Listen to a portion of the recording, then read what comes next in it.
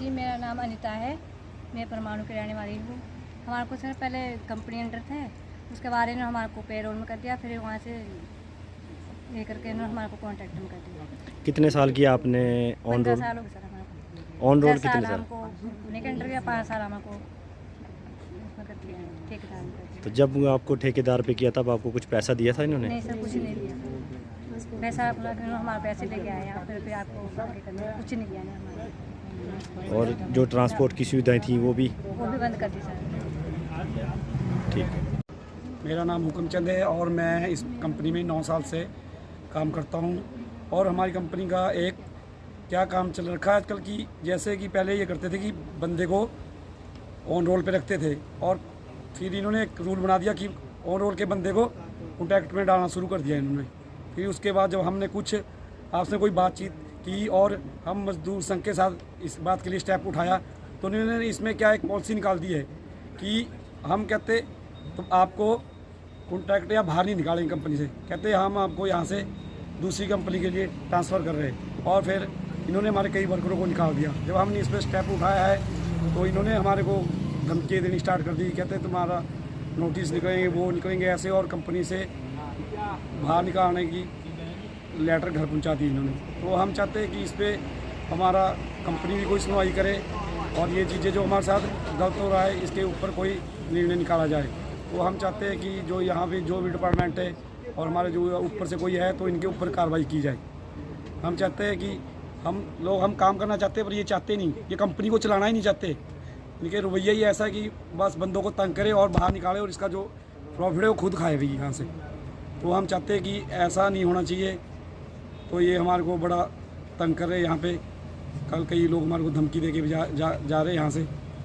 तो ये कह रहे हैं कि हमारी ताप की ना तो कोई सुनवाई होगी आगे, कहते हमारे हर डिपार्टमेंट में जो भी है सब कुछ पैसा हमने दे रखा है। तो हम चाहते हैं कि कुछ इसके ऊपर सुनवाई की जाए। धन्यवाद।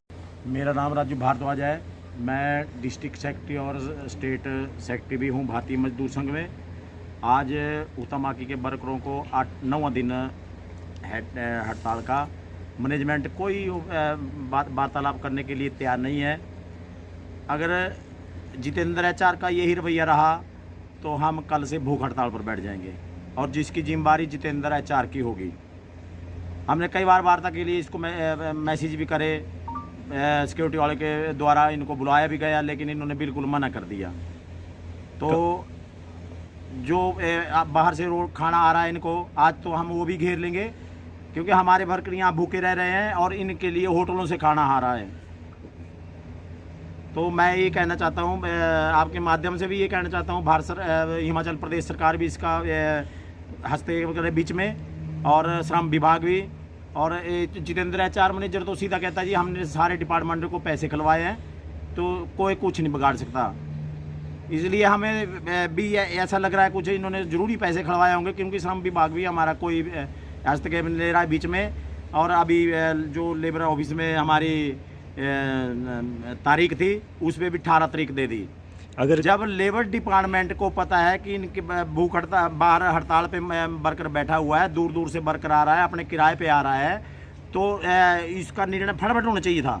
अगर कंपनी प्रबंधन आगे भी कोई कार्रवाई नहीं करती तो आपका अगला स्टेप क्या होगा? आगे तो हमारा ये है, भूख हड़ताल पे बैठ जाएंगे परमानेंट के लिए। अगर भूख हड़ताल से भी इनका रवैया ठीक नहीं रहा तो अमर अनशन किया जाएगा। और जो भी हमारे वर्कर को अमर अनशन में या भूख हड़ताल में कुछ होता है तो उसकी जिम्मेदारी जितेंद्र एचआर मैनेजर की होगी और पाटिल की होगी, और पंकज नाम का भी डिपार्टमेंट अंदर डिपार्टमेंट में उनकी जिम्मेदारी होगी। बाहर से बंदे लेके टैक्सियों में, प्राइवेट टैक्सियों में और प्राइवेट गाड़ियों में लेके आ रहे हैं, क्योंकि कल से हमारे को फिर सारा मैनेजमेंट भी घेरना पड़ेगा और जो वर्कर अंदर लेके जा रहे हैं उनको भी घेरना पड़ेगा।